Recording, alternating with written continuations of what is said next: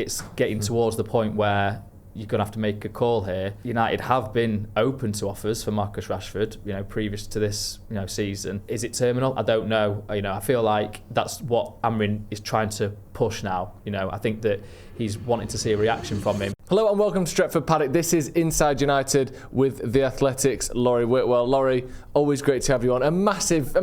Every week seems like there's tons of news, but this week in particular, it's absolute madness at Man United, isn't it? Yep, we were speaking, weren't we, a couple of weeks ago about the transfer business that might be being thought of for January, and already one of the pivotal figures that we felt was going to be perhaps involved in that has gone in Dan Ashworth, and then we're fresh from the Manchester derby last night, which had a little bit of drama towards the end as well. And obviously a couple of big names left out of the squad entirely. So which one do you want to get stuck into first? It's never a dull week at Man United, is it, Jay? This feels particularly crazy though, doesn't it? It does, and it's weird that it's such a positive week in the sense that we've just beaten Manchester City at the Etihad. Amad Diallo getting a late winner. It should just be all sunshine and rainbows, but there is a little bit of drama and the soap opera and negativity that always seems to follow this club around. Certainly post Alex Ferguson. So I'm glad you're here, Laurie, to talk us all through it, because I was just like, can we not just have nice things? It is the perfect week to get you on, really. Let's start with this Garnacho and Rashford stuff, because I feel like we'll go back and we'll talk the sort of inside on what happened with Dan Ashworth, but this stuff is so sort of fresh, and there's so much speculation about what's going on. I almost feel like even though they've been kind of put together for the sake of being dropped, there's almost two separate stories going on here. I think we should start with Marcus Rashford, because that's the one that's had the most time to marinate, the most sort of United fans have built an opinion of him over 8 or 9 years now, and it seems to be one that across the board is sort of souring. And then now you have this public expression from Ruben Amorim to leave him out of the squad entirely. Why did he leave him out? We'll start with that. Simple question, maybe not such a simple answer. Why wasn't Marcus Rashford in the squad to face Man City? Well, first of all, can I just say, sour marinade is what I love, the kind of visual representation that you've given us there, Joe. Brilliant. Into the picture. It's a big question, isn't it? We heard rumours sort of before the game that he was going to be left out of the squad. What was the issue? And I think this has been maybe a perennial situation with Marcus Rashford. It was under Ralph Rangnick where he was left out of the team for a derby. They ended up losing 4-1. He came on in that game, and that was kind of like a big issue. And that was like 2.5 years ago, really now. So this kind of situation does keep arising with Marcus Rashford. And I think, I don't know the exact reasons right now, because we kept asking Ruben Amorim after the game, we kept asking people around it. There's obviously different stories that we're hearing, but I want to kind of make sure that they're corroborated before we can say with absolute certainty what's happened. And he is saying it's not a disciplinary issue. Now, also the way he was speaking, though, to me, in terms of him looking at every single aspect of a player's approach, his performance in the training, the way he lifts his teammates up, perhaps the way he puts his clothes on, even was something that he touched on. I think he was maybe being a little bit sort of facetious there, but I think his point is that every little detail is something that he wants to address. So, is the choice that Marcus Rashford might be making away from the pitch, is that something that Ruben Amorim is evaluating and then deciding, okay, I need to see more from you before I actually put you into a game like this, when he reflected on the fact that people are losing their jobs and they have to set the highest standards possible when you're reflecting against ordinary staff members being made redundant. So I think that was a really interesting point to touch on from him. And maybe it shows the humanity of him as a manager, but also, clearly he's not afraid to make these big decisions in a big game that he needed to win, really. I know that ultimately he has won, and there are smiles from a United perspective, but if they'd lost that game, it would have been 3 defeats in a row in the Premier League. There would have been questions just about the pressure is never too far away from Manchester United, and I think Amorim has definitely got a strong base right now. And I guess we'll find out more in the weeks to come. But I suppose in terms of Rashford, and I asked, to your point there, Joe, I asked him, is it a different case, Rashford and Garnacho, rather the same? And he said it's the same. So he doesn't want to get into the detail of exactly what's gone on with either one. But he just says that it's an overall appreciation of what I'm seeing from them, and therefore my decision here.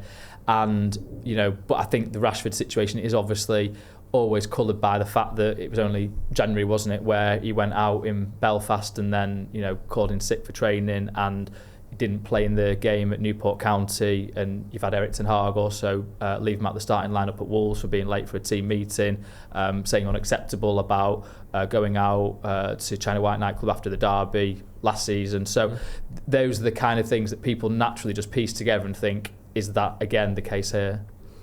Do you think that the difference with, you talk about the difference with Garnacho and Rashford, feels like with Rashford that because he's 27, because this has been ongoing, like you mentioned, all those other issues as well, that we're getting towards the end game here, where with Garnacho there seems to be more optimism about his future? Is that the sort of...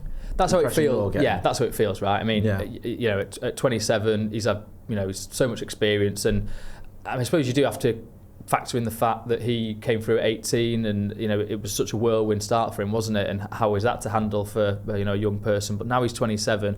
He's one of United's top earners, a big contract that he signed last season, or last year rather, and so I think that then is a reason why people expect more from him, because they know what he's capable of, and they feel it's getting towards the point where you're going to have to make a call here.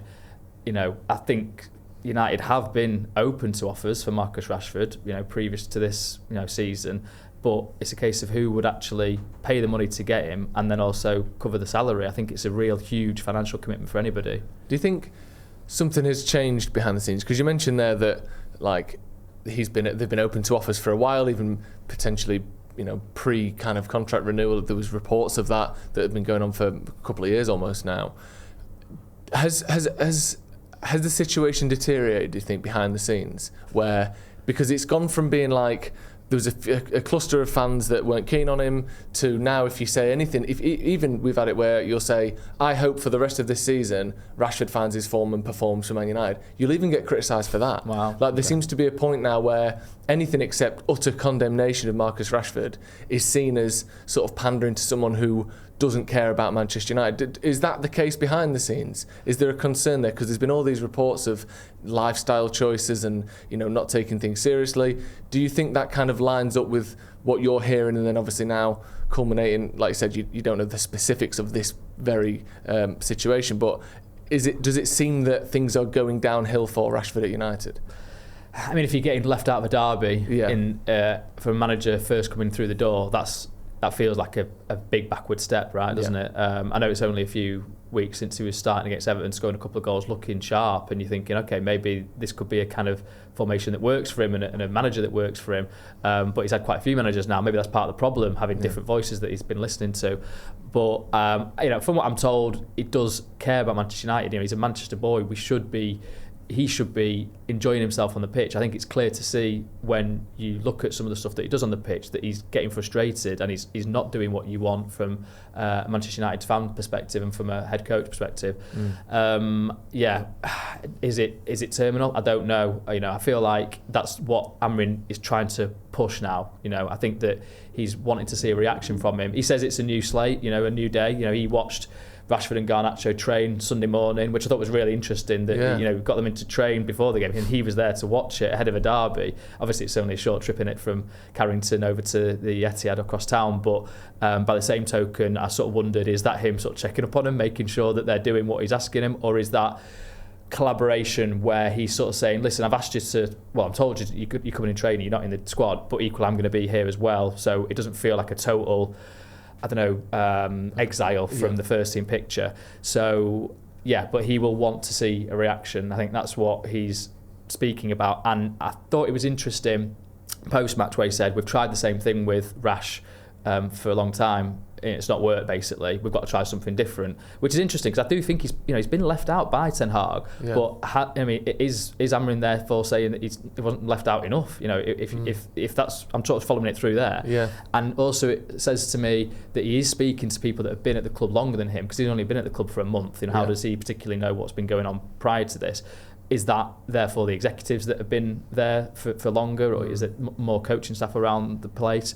But I thought that was an interesting point that he sort of said, listen, I'm trying something different here, and it feels like therefore he's got the support of the people above him. Do you think, because obviously, like you say there, it feels like this is all just unravelling a little bit for Marcus Rashford, but Ruben Amrin, since he's come in, he's given everyone a chance Do you think there's still a chance Marcus Rashford can turn this around, just from what you've seen of Ruben Amorim? Because I think it's difficult because everyone you speak to has just given up with Marcus Rashford almost. It feels like you've had this shift. At one point, he was a very popular player to them. People were 50-50. Now it's like almost everyone in the comments or chat to at the game, even where you usually get people who are sort of behind the players more, saying he's got to go. Can you see this having a happy ending? Can you see Marcus maybe just responding to this and convincing this manager is the right guy? I suppose that's two different things. Can it happen? Yes, obviously. It's down to him. Will it happen? Yeah, you have to have doubts because it's now a second manager that's dropped him for what it seems to be, performance-related issues. Not just because he doesn't like him as a player or doesn't quite fit into his system. It feels like there's more to it. That's what Amorim's hinting at, and certainly that was the case with Erik ten Hag. So that feels like that's two chances there really. So it's up to him to show that kind of application that you want. You're earning a lot of money and people expect a lot of you. It's up to you to prove it. Look at Ahmad. He was out of the team for a long time last season. It seems to me that he's approached it the right way, applied himself, and I think it was obviously. Amorim denied that the result was a factor in whether or not he was right or not with the selections, but I think it does have a bearing because it gives buy-in from players. They look at it and go, okay, well, we can win with this kind of approach, and I think Ahmad's a perfect example of that, chasing a kind of lost cause, wasn't it, on the pitch, for Marty. It was a good pass, don't get me wrong, but it wasn't like a pass where it was like straight to his feet. He had to really go for it and believe in it, and that was the difference actually Amorim said about the Arsenal game, where he felt that second half they didn't believe, and whereas second half at City they did, and I don't know whether that's down to them as players, his coaching, or the fact that City felt more vulnerable than Arsenal, but I certainly think maybe it was also to do with the personnel on the pitch. Well, we made that point in our sort of post-match reaction about the runs off the ball and chasing lost causes, and the fact that Højlund and Ahmad, I know Højlund's not been sort of completely firing, but seems to be more keen to chase lost causes than maybe Rashford and Garnacho so far. You mentioned in your article talking about this today that he's sort of shown his teeth with this. Do you think that what he's done, not necessarily just for Rashford and Garnacho, but we've got a club and a fan base and a squad to appease and impress as well, do you think that it will prove to be effective management? Do you think that this is a style that, again, not just those two, but those two included, that the club and the team will respond well to? Yeah, it feels like I probably said the same thing about Erik ten Hag when he first dropped a player, didn't he, on pre-season tour for being late for a team meeting. That was Garnacho, I think. Right, yeah, I'm not. Was it Garnacho? Yeah, I think Garnacho. I'm not wholly sure on that. Not to. I'll have a look. Totally. Well, we never reported in our piece anyway. We never reported exactly who it was. Yeah. But certainly there was a figure that So he kind of set his stall out early, and we were like, right, here we go. I think I probably may have even said he's showing his teeth. Just repeat the same rhetoric. They've all got teeth. They have got one teeth. thing all United managers have had in common, as far as I'm aware, they've all had teeth. Who do you reckon's got the best teeth? Amorim's are decent, to be fair. Yeah, Amorim's. I'll give it shiny. Nice. They look. Although Jose would be no expense spared, would they? Well, he's in Turkey now, so. If you wanted some nice veneers, say no more. Sorted. Yeah. But I do feel that, and Erik ten Hag, again, we kind of lauded him for that, didn't we? And ultimately that became an issue between the players where they, some of them didn't like it, right? Some of them kind of kicked back against it. But was that partly to do with the disciplinary streak that he had, or was that to do with the way he then implemented it? So if you can have a hard edge to you, but you do it with a kind of, a softer touch almost, or kind of a more emotionally, intelligent, or someone that understands players a little bit, perhaps more closely, then I wonder if that could have success. But equally, I think Erik ten Hag felt that he had to be a very strong individual because in the background the structure wasn't right, so he felt he had to take on that role. I think Amorim feels that he's got the support, and INEOS certainly, from the top down, feel like they want to support head coach in this kind of approach, where they want the sporting side of the club to be at its absolute fullest and have no room for passengers. But the thing is, though, it's this whole thing, isn't it? Like, the players don't like being told off, but if you're too soft on them, they'll see you as a soft touch. And if you're too strict, then they'll rebel against you. Like, really, they want this perfect person who puts the arm around the shoulder, but also isn't afraid to get, to be disciplinarian. But at the same time, they're a man manager. At the same time, they're a tactician. Like, it's like, basically, it feels like the players get to say, unless you're perfect, we don't have to do what you say. That's the hardest bit about management. Yeah, and that there is this sort of intangible thing to great managers where they kind of can do things the same as a manager who didn't succeed, and yet for some reason this time it worked. Like, do you know how Rashford and Garnacho have responded to this, whether it be personally or to Amorim, or is there an understanding of whether they took this well? Well, what we're told is that they both accepted it, and it's difficult, right? No one's going to say actually they kicked up a fuss, and it's all, unless it's Jadon Sancho, because he'll just do it publicly. Well, true. He'll do it on Twitter. And obviously we saw from Marcus Rashford's social media that he was watching the game and was very pleased that the guys had won the game, and so you kind of hope that is a sign that, okay, when they come back to training and you've got Spurs on Thursday, will they, if they start on Thursday against Spurs, you're sort of thinking, okay, that's that episode done, and we move on, and then I guess you want to see how it progresses from week to week. But so far it feels fine. Again, it's been sort of 24 hours since we've been able to kind of get into this, so maybe stuff will come out as we go along, but it doesn't feel like it's a kind of a breaking point topic right now. It felt very Fergie-esque, when he spoke about everything they do, the clothes, how they put the clothes on. I know, again, he's being slightly facetious, but the whole sort of commenting on, sort of watching everything, that's what Fergie used to be like, didn't he? Whenever he speaks to ex-players, Fergie'd want to know who your girlfriend was, when are you going to marry her? Like, you know what I mean? Where if you went out drinking, he'd know about it. Like, well, that's the one, isn't it, right? He had his sources around town. But wouldn't he occasionally turn up to a nightclub and drag someone out? He did it, I think it was the famous story is at Lee Sharp's house, where he came to Lee Sharp's house when him and Giggsy were there. And I remember Lee Sharp doing an interview, and I've done a Q&A with Lee Sharp, and he said that at one point one of the youth players jumped out the window to run off. Like the headmaster's there. Well, the police are here. Because he said there's a knock on the door, and so Fergie's at the door, but Lee Sharp had a taxi driver that looked like Fergie. So he's like, oh, don't worry, it's not him. And it was. And then it's like, he just went berserk, and it was like carnage. But maybe it needs a bit, I'm not saying he has to be watching everything they do, but a little bit more, keep an eye on things. Maybe that's why, when we saw those pictures of him and his coaches going around town when they first arrived, maybe that was doing a recce, sort of slipping a fiver to the bouncer's hands. Yeah. Here's my number, give me a ring, you know what to do. If any United players come in, just let me know, eh? Talking about this as obviously a sort of comparison to Ten Hag, you mentioned it a little bit, but do you think we're seeing a different person in Ruben Amorim to Erik Ten Hag? I know they are different people, but is there an obvious reason why this would work where leaving Sancho out for a few weeks wouldn't, or why this would work where dropping Rashford for the first half against Wolves wouldn't? Or is it just we've got to hope things are different, or he gets back differently, or do you see a difference here? Yeah, possibly. I mean, there are similarities, right, in terms of how they both approach this, I think, but maybe there's a different scenario now. If Rashford feels like he is going to miss out on United being successful, he might feel like he wants to get back in that team, but the pressures from outside expectations might be sort of have a bearing as well, sort of it being more focused on him, and he feels like I need to prove people wrong. I don't know.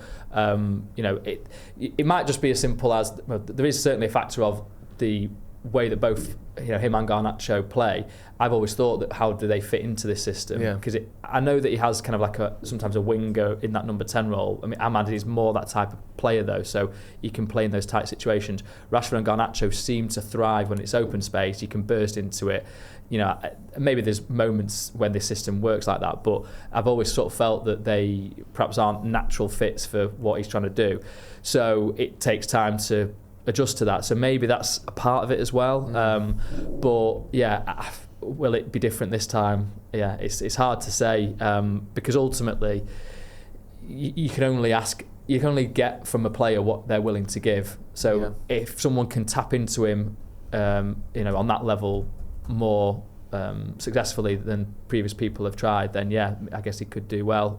Amorim seems to have an ability to speak about difficult issues and disarm them pretty well, and I wonder if that is a way of how he's going to approach leaving players out, whether he's able to give them the jolt, give them the shock of being left out, but then also show them how they can be reintegrated and make them feel like they're part of it as well. It was good to see when Ahmad got his winner, like the likes of Casemiro and everyone on the bench celebrating. It did seem like everyone was together. I know it's obviously the winner of the Manchester derby, so they were going to be happy, but it did seem, just got the impression that certainly the players that were there were all on the same page, and there seems to be a lot of unity. Someone like Casemiro was the most successful player at the club in terms of what he's won in his club career, wasn't starting, didn't seem to be put out by that, was celebrating with the rest of them. Yeah. It seems to be like there's a togetherness there. I think that's obviously what he's trying to establish, right? Yeah. Where, we said this with Eric Ten Hag, but I feel like, again, it's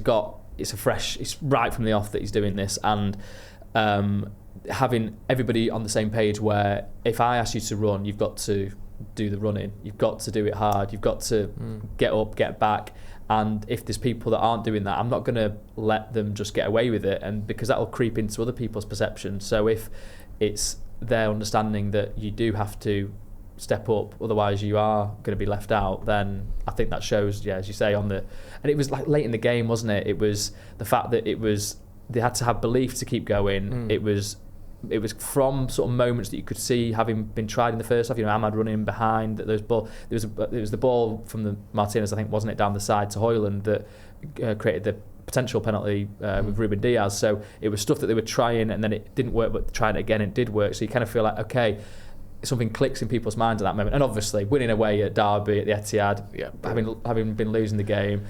Joshua Zirkzee was giving some to the City fans that were obviously giving that was grief. good, wasn't it? I like that. Do you see he blew a kiss at the end as well? Yeah, because he's very cool in like post-match interviews, Zirkzee. He doesn't really say an awful lot of words, so that was a bit more personality than we've been used to. Anthony had his shirt off. He was like lifting people up, hugging. Stuck it in. was like a cue for Ahmad to be giving him kissing on the cheeks. Good. I think so. Yeah, I think you could see the warmth that people have got for him. I think he's obviously someone that has got incredible talent and clearly has work ethic as well. And I think that's such a big thing in it. I think like certain players where down the years, I think people will respond so much better to someone who, and not that Ahmad is in the category of lots of work ethic, not a lot of talent. He's got both brilliantly, but I think like when you compare someone who is perceived as not trying very hard to someone who's perceived as trying very hard, people will accept a bit less talent for more effort over talent but no effort almost every time. And I think now you see someone like Ahmad who's got all the effort and the talent.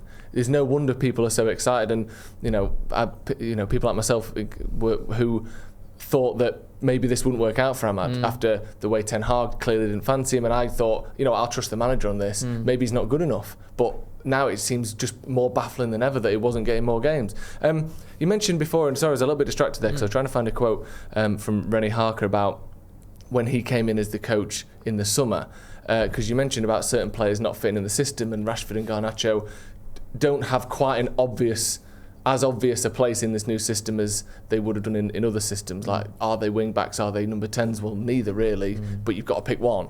Rennie Harker came in and said about players coming in, he said, sometimes a player will say at this moment, I'd rather not change anything about my game. That's okay, you accept that too.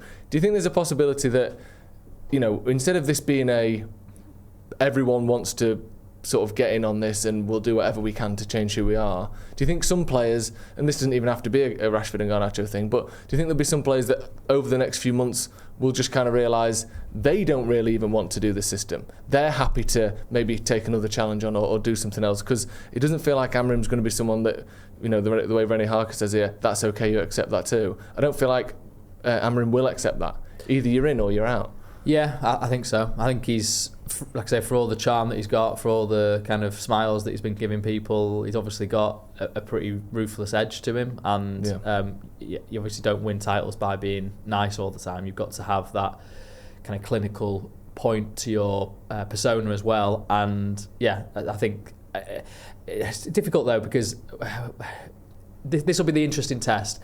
If he says this player isn't for me, can United actually sell them? Because United sales, you go through it, have they ever really sold somebody that they don't want but for decent money? I suppose you look at Sancho, and that's a sort of loan that's going to be 20 odd million or something to Chelsea. It's not, it's fine. It's not incredible.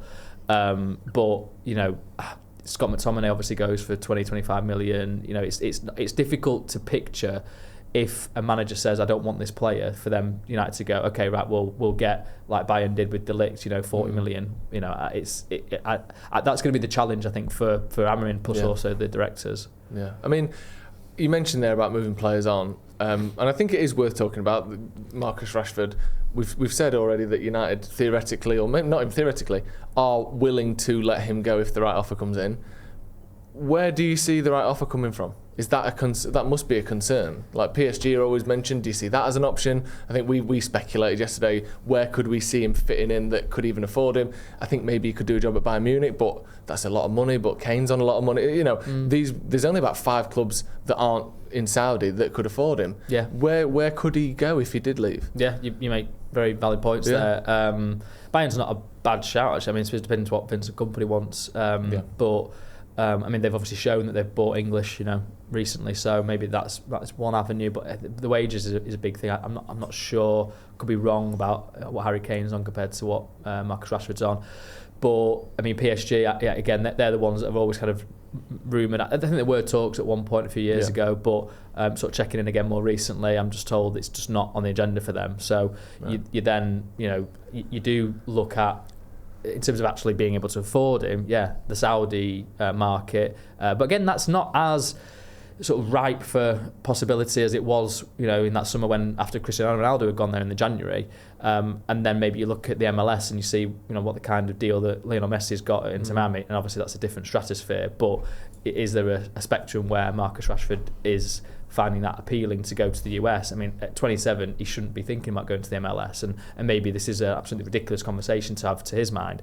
But if you're going to be out of the team, Manchester United, and are you going to be happy with that? He's got, I think, 3 years left on his deal, so it's a long time to be a peripheral figure, and particularly from United's point of view, they will want to have, certainly Sir Ratcliffe will want to have somebody that's on a good wage in the squad regularly, in the team more regularly, scoring goals, being effective. It's actually, that's why it was all the more start with them both being left out. Him and Garnacho, Rashford and Garnacho, have both appeared in all 15 Premier League games before this point, starting 12 and 10, I think, respectively. So they've been in the team. Ever present. Yeah. So it's not like, so that's why it was so sort of all the more arresting that they were both out the squad entirely. But yeah, so maybe I'm getting too excited, too ahead of myself here, but I think it's fair to kind of just look ahead to the future and see what could possibly be the outcome. It is sad when you think about it. And I know, I'm not saying it's not Marcus Rashford's own fault that he's got himself in this predicament. Obviously, he's got to take responsibility, but you go back a few years ago, or when he first burst on the scene, like you mentioned, I remember him getting the winner at the Etihad when he was still a teenager. And thought, this is it. He used to score against them for fun. Yeah, you thought this is going to be a kid game as well. There's people suggesting maybe one day he'll break Wayne Rooney's record, and now it's what should be his peak. We're talking about basically no one really being able to afford him or potentially wanting him.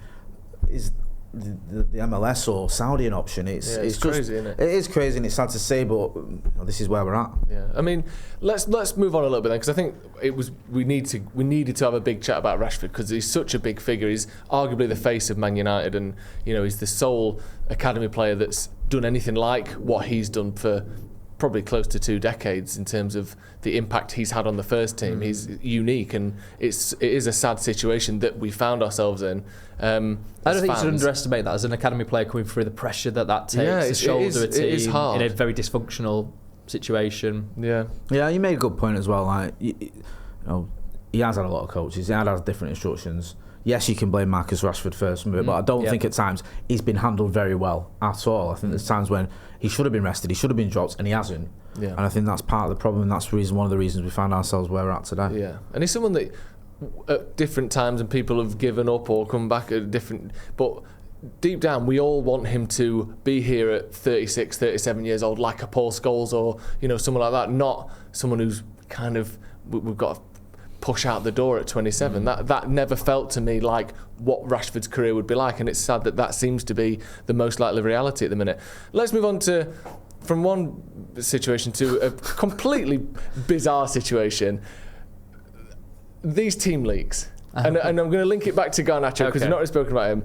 This has been nuts this last sort of 10 days, taking a sort of an apprehensive sit there. Finding myself some time here. All sorts of conspiracy theories of his sort of teenage brother selling stories, to him doing it, to parents, and he's been part of Twitter wars between Man United inside source, no-face Twitter accounts that have sort of leaked things, but actually you look at these leaks and nothing's actually being said except why are you leaking my stuff. Like, it all feels like an absolute whirlwind where when you actually try and pin down what's going on, all I know is some people are saying Garnacho is leaking team news via one means or another, and then I look at it and I see no proof of that whatsoever except people are saying it.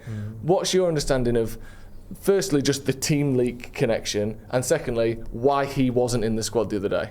I mean, sort of, I'm told categorically that team leaks had nothing to do with team leak allegations. Whatever the substance of them had nothing to do with Garnacho being out the squad. So okay. I would trust that information personally. Okay. I might be wrong, but I would trust that. And after the game, Amorim was asked a question about it, and he was pretty relaxed. Like, it wasn't like.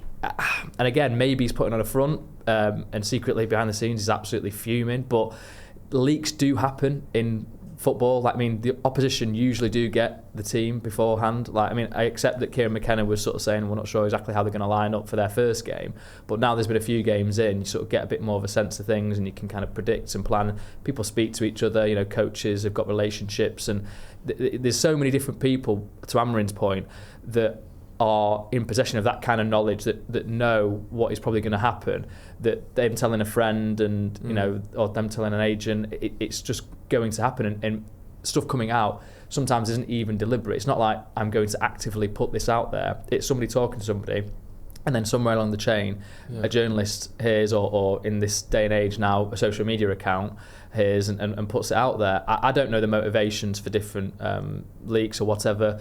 What I would say is that I think it's very dangerous and possibly irresponsible for certain accounts to kind of just point fingers without any, to what I can see, any real substance. And I mean, I've not delved absolutely into it. I think it's a bit of a rabbit hole to go all the way down there. And I have, and it is. How was it? It was horrible. Yeah. It basically came, from what I could see, a lot of it seemed like it was beef between two Man United Twitter accounts rather than any real substance as to the fact, I've got a huge exclusive coming soon, and then I look at it, it's just a screenshot from a DM to another United Twitter account where they're just saying, and is that even real, that screenshot? Is it real? And what they were saying wasn't even anything anyway. It all felt a bit like this sort of big storm that you've let the dust settle, and actually there's no Garnacho to be found in any of this. But like you said, there are so many people who know, and there's the 11 or 20 squad members. Yeah. There's their next of kin, there's their friends, there's coaches, there's the staff members on reception in the dining rooms. There's probably 70 people who know, within 48 hours of the game happening. Yeah. Plus all of their friends. Like, how hard is it to keep a lid on these things? I think it's quite hard. I mean, listen, there'll be certain team lineups that are they want to be protective over, in certain games, but I feel like, in terms of ranking the priorities that Ruben Amorim's got, I don't think this is high up there. I think more to his concern is getting the players doing what he wants them to do on the pitch and understanding it, rather than kind of having the whack-a-mole out and stopping these leaks. And also this whole Twitter now is obviously, you've got accounts that want to get followings so that they can monetize it, and let's have it right about it. So to get more followers, have a bit of beef, break some stories. Fair play. These lineups have been accurate. Certainly, I think the one before Arsenal I saw was striking for the fact that it had all the players in the right positions as well. Because we were like, well, who's going to play left wing back and who's going to play right centre back? It was sort of one of those kind of lineups, and it was all accurate. So fair play for getting that information. I wouldn't ever kind of criticise somebody for getting information and putting it out there if they want to. But I feel like it's a bit disingenuous to kind of try and have this sort of witch hunt almost. I would be amazed if it's one particular individual that is consistently doing it, for a certain reason. It feels a lot of the time, again, I could be wrong, but a lot of the time it's piecing it together from speaking to different people and being able to then present it to the world. It's been going on for years, hasn't it? We've had Jonathan Schrager on the channel. He used to tweet the lineup, and then he stopped because he's a United fan. He was getting grief for it, and he thought, I don't want. It's just a dance, isn't it? If you've got that kind of United leaning, do you let it out? Like, is it? That was it. And then he stopped. He'd do things like he just post a little snippet. Like, I've heard that Casemiro's captain today or whatever, but he'd stop. If it's unusual, if it's like, oh, this is striking, like the Rashford and Garnacho thing. I think that's a fair news story certainly to report. If you've got that ahead of time, you're confident, go for it. Kobe Mainoo starting at Everton, I think that was a really good one. I think that might have been, was that Finn? Academy Scoop. He's been on the ball for quite a few things. Really good story on that one. So I feel like there's certainly merit in it. News gathering, it's a hard thing to do, and then to kind of put your neck on the line there and put it out there. But yeah, I think I would just be hesitant to kind of go wild about trying to find somebody in particular and then castigating them for it. I think it's poor form. Yeah. I was just going to say, people just love to be outraged as well, and it's a good reason. You and love also, to be outraged. I've seen you. I do like a little bit of outrage now and again. It's one of my favourite things. Actually. Well, this is it. But you see, I'm not really fussed about team news getting leaked, if I'm brutally honest. But it is a little bit, and this whole Colleen Rooney style Wagatha Christie, let's see who's tweeting it, let's work out, oh, that's his brother and that. Come on, man, you're never going to get to the bottom of that. Yeah. Exactly. Garnacho. Yeah, I just think it is a little bit not dangerous as in someone's going to get hurt, but I think it's a dangerous game to play of, I'm an amateur detective now, and I'm going to let everyone know my findings when you think you've got no training in this. You aren't the person you're trying to be with this, and you don't really know. Are you anonymous? Yeah. Put your name to it, put your face to it. Yeah. I'd have more respect. Yeah, same. Just to sort of wrap this up, because I feel like we haven't really sort of scrutinised the Garnacho situation as much as the Rashford one, and there's reasons behind that. But also, let's get into Garnacho a little bit then. We don't know exactly what's happened. We know he wasn't in the squad. Is there the same concern for his United future as there is for Marcus's? Is there reports of him, are you hearing that he's up for sale and that these relationships are poor behind the scenes, or is it more of a slap on the wrist situation? It feels more slap on the wrist. I mean, again, Eric Ten Hag had this, didn't he, with Garnacho? I know you mentioned the potential lateness, but there was another episode when he came through more in his first season, I think, and he was doing really well. And Ten Hag had said it's because I had to have a word with him. He was quite public about some of the stuff that he was seeing in training. He said it wasn't quite up to what I wanted. So, we've had this with Garnacho before. Again, I don't know exactly what's gone on this occasion. I would think it's something around performance or certain, interaction that he's had. I mean, we've seen, obviously, he didn't celebrate, his goal in Ruben Destroy's last match. Is that something that I feel like Ruben Amorim wants to see players that are positive, and he said building other teammates up. So he's, that's quite a nuanced sort of approach, but maybe there's some level of sort of focus on that. And then also, maybe the defensive work isn't quite to what he likes. I think we've seen Garnacho kind of run up a little bit of blind alleys a few times as well, giving the ball away, maybe shooting when he should pass it.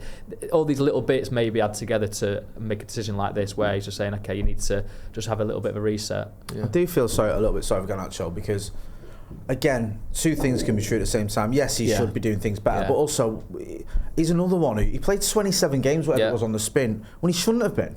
And he does run hard into games at the end of games. He's been a difference maker in a lot of matches, I feel like, as well. I feel like you really hope that that's not the case with Garnacho, that he can have a really long-lasting future with United. And I suppose the only thing you would again reflect on is the fact that both him and Rashford are academy graduates. I know that Garnacho was bought for a little bit of money. It was at like £200,000 compensation to Atletico Madrid, I want to say, and so therefore in terms of PSR and FFP, it's pure profit. So that's the only asterisk maybe to add there. He seems to be on socials a bit more than Garnacho. I don't know if it's him running his own account, but liking stuff and I don't know, sometimes I think that does him a little bit of a disservice. The whole thing about, there was reports that he felt like the fan base was against him, so why didn't Bruno celebrate. Bruno said that. Which saddens me. A lot of people push back on that and were getting annoyed, and I think Roy Keane called him out, and I think it's not nice, a young lad who thinks the fans aren't with him. I kind of sympathise with him a little bit, and I get frustrated with Garnacho when you're watching him, like you say, running down blind alleys, giving the ball away when he should pass, not tracking back. But again, you forget that for a 20-year-old, how many minutes for Manchester United he has played, and how many times he's been looked at to try and get the winner or whatever, or to make a difference. it's not ideal. And it's hard to put it back in the box a little bit sometimes as well, isn't it? Because if you bring someone through slowly, then they expect to play 50% of the minutes or 30% of the minutes. When you play someone for 30 games in a row and they go, actually, now you're being treated the way you should have been treated the whole time, which is an occasional player you go, well, why am I shit now? Do you not like me anymore? Like, that must be hard to deal with. Just to give the exact quote on what you're referencing there so we get it right, Bruno spoke after that game and said Garnacho scored a banger but didn't celebrate like he should because he thinks he has lost faith from some fans. So obviously, that's something that's affecting him, and like you said, is social media affecting him. He's had altercations in real life. We saw that before the game, which is obviously just ridiculous. But like you said, there seems to be a sort of unhappy person to a certain extent at the minute with Garnacho as well, and then it kind of culminates in this. It's, again, these question marks are always going to be raised, aren't they? I mean, let's move on to... I mean, this is mad that this was only like 8 days ago. Feels like every story starts, this is mad, and then it's a different one. But it is. But so Dan Ashworth leaves Manchester United. It was broken exclusively by The Athletic and yourself, which obviously, well done, fantastic. And David Ornstein and Adam Crafton. David Ornstein. Team effort. They'll have a go. I'd like to thank the rest of the cast. Of course, it was broken by the team there at The Athletic, of which you are a part. But this was a sort of shocking situation. I was in bed, I think Sunday morning, wasn't it? And I told my girlfriend, who has no idea who Dan Ashworth is, who's no idea who anyone is, and I was like, you're not going to believe this. She's like, I won't believe it because I don't know who you're talking about. But I was genuinely quite stunned by this. So obviously the news was Dan Ashworth has left Manchester United after 5 months. It's a agreed to leave situation, but realistically, United wanted him out. Just give us a quick recap. I've got obviously loads of questions about this. Just a quick recap of what happened, and then we'll dive into the details afterwards. Yeah, so he was basically told his fate in a meeting with Omar Barada after the Nottingham Forest game. So that was on a Saturday evening, and he actually walked through the press conference room where we were sat, because the director's lounge is on the left-hand side, and then the press conference room, and then Omar Barada's office is through there. So it was an interesting route to take. So, and at that point, I was like, that's unusual, right? I don't know. Maybe I was, again, I wasn't wrong, but it felt unusual, and I think sometimes it's quite good to be paranoid in these situations, to kind of really be a nosy so-and-so and kind of ask a few questions around it. We'd got a little bit of wind at something. It might not be a happy camp beforehand, so we were alert to it. But it's obviously then another thing to actually come to the point of, he's leaving the club, and that's how it happened. So yeah, stunning. I think we know, from the way the interactions we got from our story in terms of the number of people that read it and the comments that were left, it was a huge story for us, and I think it's because it was just so unexpected. Manchester United had waited 5 months to get him from Newcastle on garden leave. There'd been this big fanfare, this big sort of tug of war in the media as well. So Jim Ratcliffe was asked about it. He called him a 10 out of 10 sporting director. He said Newcastle were being silly and it was absurd that he had to do gardening leave. And then, so you're sort of thinking, okay, they really, really want this guy. And then the reality of the situation is obviously different than what Sir Jim Ratcliffe perceived it would be. And ultimately, he's been pivotal to this call for Dan Ashworth to leave. You say it was different than what Jim Ratcliffe perceived it to be. In what ways do you think it was different? In what ways was Jim Ratcliffe disappointed, if you will? Yeah, I mean, and I think maybe there's a bit of a two-way street here as well in terms of Dan Ashworth going into a situation that was perhaps difficult to work in as well. I think Sir Jim Ratcliffe is someone who is hands-on, in what he wants from his club. Okay, he's not maybe making football decisions, but he's certainly asking a lot of questions around it. And example, he met Ruben Amorim before he was appointed. Wanted to give the green light on that one, and that's perhaps at the heart of it actually. So, Dan Ashworth, from what we're told, wasn't integral to Ruben Amorim's appointment as head coach. He made recommendations for other managers that he knew, such as Eddie Howe, even though sort of the kind of theory is that it wasn't always happy camp at Newcastle. Graham Potter perhaps, and Thomas Frank and Marco Silva were other names. So, and there's an idea that Ashworth wasn't necessarily full of conviction about who United should go for to replace Erik ten Hag, and that's what Sir Jim Ratcliffe wanted. Clear direction. Did Ratcliffe know what he was getting in Dan Ashworth, because Ashworth is known as a kind of strategist and an operations manager, someone who can build clubs and structures, not necessarily be the transfer guru or the kind of person that picks the head coach. Now maybe then say, well, what's the need for that kind of role then at Manchester United? And it'll be interesting to see how it all sort of figures itself out. We saw yesterday Jason Wilcox was in between. Today Brailsford and Sidney Ratcliffe, Omar Brada was on the other side, so you perhaps got there the new team, and do they need somebody else to come in? I don't know, but yeah, it certainly feels like also maybe a bit of clash of personalities as well between the two of them, and certainly Ratcliffe has shown that he's not afraid to make quick, bold decisions that might be unpopular or striking at least, because Dan Ashworth's out the door. Yeah, I mean, you had a sort of follow-up article with a lot more detail, yourself and Adam Crafton on that one. There's a little quote here, and I'll just sort of go into that. You kind of mentioned some of this, but it says, Ashworth, it's claimed, did not provide a clear, compelling arguments for who to bring in as manager. Instead, there was a list of those a list, and those he did propose had a theme: Premier League experience. Suggestions included Eddie Howe, despite the picture not always being rosy at Newcastle, Marco Silva, the Fulham head coach Thomas Frank, and Graham Potter was another name mentioned, possibly as an interim. I remember them all. I know, well done. Verbatim there, not being a happy camp and everything. I'm impressed. Was Ashworth seen as a little bit of a sort of like jobs for the boys kind of guy? Because that's like the bloke who he just came from managing at Newcastle. Wasn't Potter the coach at Brighton when he was there? And like, I know obviously maybe there isn't the connection with Silva and Frank, but it's like people who've never really won anything, who in the case of Potter as well, has already failed at a big club and hasn't managed anyone since. And it's like they're your mates. Like, and I know you haven't mentioned Southgate there as well, but that was a name that was sort of suggested. Whether that's true or not, there seemed to be a feeling of like, just blokes he knew. Is that fair? Is that unfair? Like, I wasn't expecting you to put it like that. But you know what I mean? Like, oh yeah, I've got a guy who can manage. But it's like, get him as well on the cheap. I'll have a word. But like, I've worked in bars and stuff, and it's all that. It's like, oh yeah, I used to work with him there. He's good. I mean, he'll nick a bit of money out the till, but he can make a Bloody Mary. Do you know what I mean? Like, this is like, is that what was going? Do you think Ratcliffe had that feeling? Like, can you not think a bit broader than the bloke who you just used to be working next to? I think that's probably a part of it, yeah. And like I say, I mean, maybe if Dan Ashworth ever speaks about this, he might present a different version of events, but at the same time, what we think is pretty well sourced, and the perception was that it was not quite the calibre that they wanted, or the kind of dynamism. I think United wanted someone with charisma and that could really shoulder the club, and they wondered whether those names could do that. I think Ashworth might say, well, Premier League experience is a key factor here. If you've got these guys that know what it's like to win games in the Premier League, okay, I know they're not winning titles, but they are operating above what you'd expect from them. Yeah. Thomas Frank getting Brentford promoted and then keeping them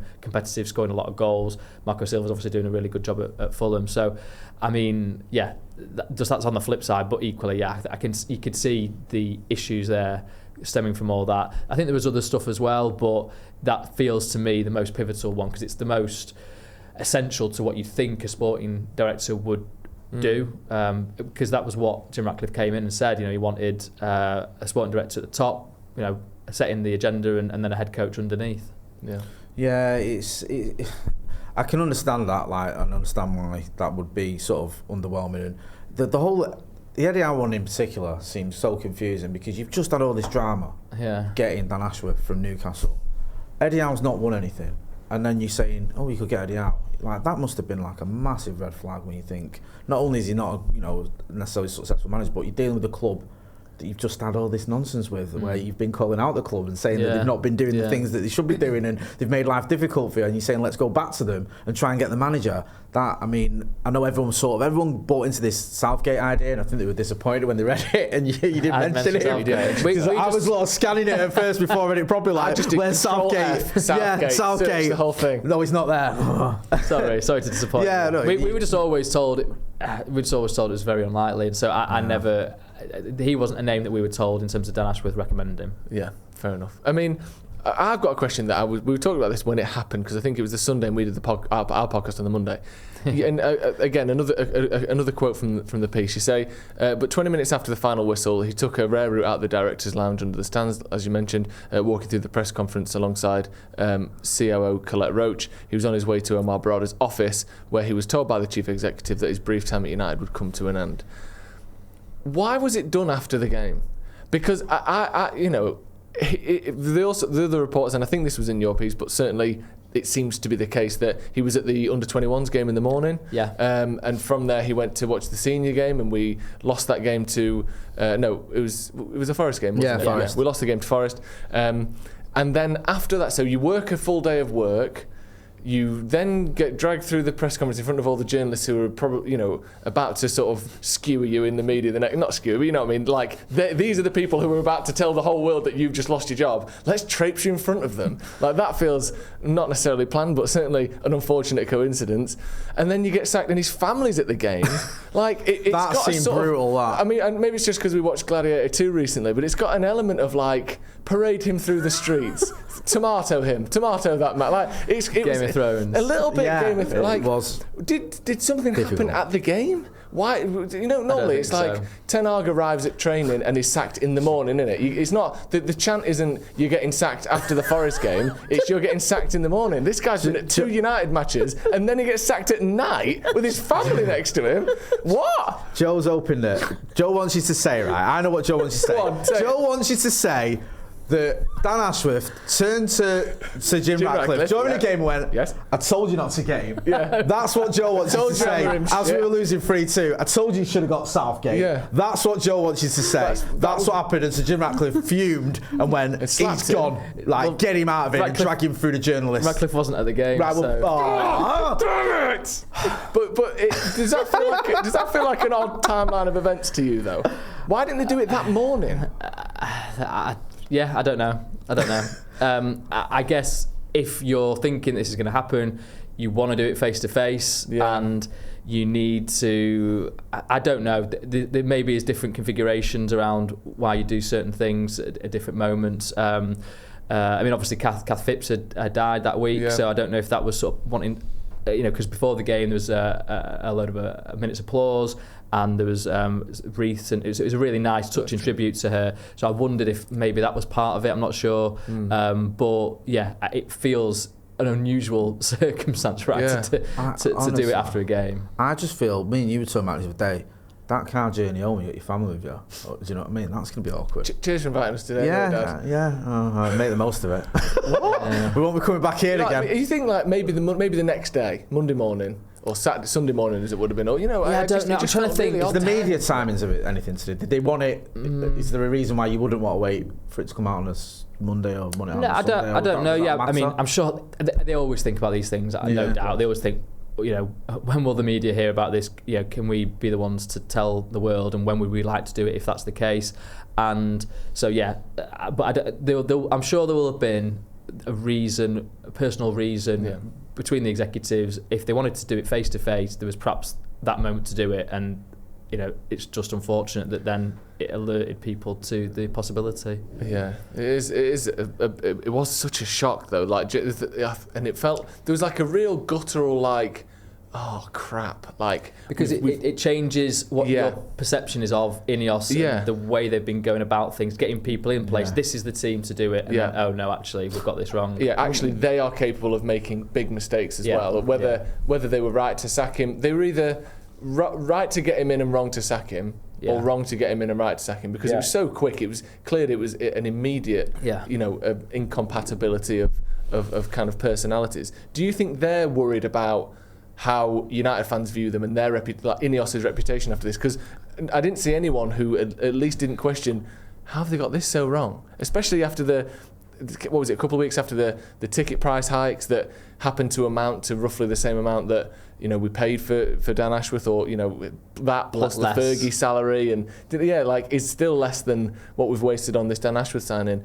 Are they worried about their PR on this? Because it isn't a good look, is it? No, I mean, I get the sense that Jim Ratcliffe wants to run the club how he sees fit, and is ploughing a furrow that is his own really, and he obviously will take guidance from different people, but this is his baby, even though he's a minority shareholder, which is an interesting dynamic. The Glazers are still collectively the majority shareholders, and what's their sort of input on all this kind of stuff. We're told that Joel Glazer was involved in the decision, but it feels like very much Ratcliffe is the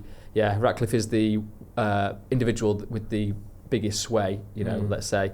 And so does he really care? I don't know. I think he feels like if it's the right thing to do, let's just do it. He must have done this millions of times in his business career to date, and he's been successful and created billions, for his company and for himself. So he will, I would imagine, feel that it's just a necessary thing to do. Okay, I'm big enough to accept I've made a mistake here, and let's move on quickly so that it doesn't become an issue longer term. And maybe we were wrong to appoint so many people. Maybe when we can have a more streamlined team, because we were hearing during the summer that there was too many people to speak to about issues like this. So in terms of transfers and what have you. But so let's trim it now and let's get it sorted more immediately. You mentioned that obviously when you're talking as well about Jason Wilcox being between Ratcliffe and Dave Brailsford at the Derby, and this sort of sense that maybe you don't need another Dan Ashworth, maybe you don't need that role. Is that what you're thinking then? It's streamlined and that they might just have that. I'm sort of role. Speculating there, but I feel like that's possibly what's going to happen, because I'm not, here. I know there's been a few links in the media, but it would be Ralph Rangnick being one of them. Oh, really? I've missed that one. He has been linked. But why wouldn't someone who's going to say it, aren't they? Why wouldn't you? Yeah. He's coming back with the scalpel for the open heart surgery. Exactly. I'd just be surprised if they do appoint somebody, because obviously you've got Barada, who had that prior relationship with Wilcox from Man City, so you feel like they obviously understand each other, and Omar Barada has shown with the appointment of Ruben Amorim that he does have that football focus to his job, that it seems like he wants to have that sporting side to it. United, I think, I don't know if they've fully confirmed this, but there's a chief business officer that's supposed to be coming in, so maybe he takes up some of the commercial aspects that Barada might currently have to deal with, and so there's obviously different ways of configuring it. A football club can be sort of, I don't know, structured however you want it to be, as long as you've got people in the jobs that know what they're doing properly and can run it okay. Yeah, I mean, Omar Barada, just double checking the language on it, was the chief football operations officer at City. So he's sort of come from that side, hasn't he, where he's not come from like a top-down business guy like a Woodward or something. He's come from the football side, more like an Ashworth. Yeah, so maybe. Well, he was commercial originally at City. Okay. But by the end he was doing football deals. So I think he worked on the Erling Haaland deal, and certainly he's got those connections. So that's why he was in Lisbon, for example. He had the connections with Sporting that meant that he was the right person, I guess, to go out there, also having the same level. So it was the president that he was speaking to, having that sort of level of respect to go out there. But it then, in hindsight, you think, why wasn't Dan Ashworth out there in Lisbon? And you sort of realise that, okay, maybe that's because it wasn't necessarily his pick. Well, there was something about him going on holiday as well. Yeah, in our piece. The day after Amorim was appointed, which didn't go down too well. Yeah, but that's sort of, I think we put raised eyebrows maybe, so it's difficult to ascertain the exact truth on that one. But yeah, we were told that he did go on holiday for a sort of something that had been delayed repeatedly. So there's a bit of context to it all, I would say. There's always sort of a human element to it, but at the same time, if it then is picked up on by the guy running the show, then I don't know. Yeah, it'd be interesting. Let's put it that way. Yeah, doesn't look great, I suppose, if there's a new manager coming in and you've took your photos of him, then the next day you've gone on holiday. Yeah. Yeah, that's not ideal. It doesn't look great. Not a great look. I did notice there is a suitcase in all of those pictures. Can we just get these photos on quickly, please? Straight after. Can we hurry up with these? Because I have got a flight in 3 hours, and I do like to get in the first class lounge before we leave. So. No, I mean it's all happening in Man United. Thank you for coming on once again, Laurie, for another episode of Inside United. Illuminating stuff as always, but it's never a dull moment, is it? We barely even spoke about the game. United had just beaten Man City away for the first time in ages, and we're sat here talking about off the field stuff. But that's the world we live in, isn't it? That's it. Unbelievable. It'd be nice to talk about football, wouldn't it? Maybe one day, next time, one and there will day. be next There'll time. be no sackings, no Twitter leaks, no dramas, no one just Pure thrown out of the squad. 3, 4, 2, 1. Yeah, you know what though? Goodness. If it all goes away, we will miss it a little bit. Yeah, it'll never go away, will it? No, of course it won't. Right, thank you very much for joining us. Thank you once again, Laurie, as always, for another episode of Inside United. Get your thoughts in the comments on this Rashford Garnacho situation, as well as anything on Dan Ashworth as well, and just the general state of Manchester United. Thank you very much for joining us. Hit subscribe if you haven't already, and make sure you check out all of Laurie's links in the description as well. We'll see you in a bit.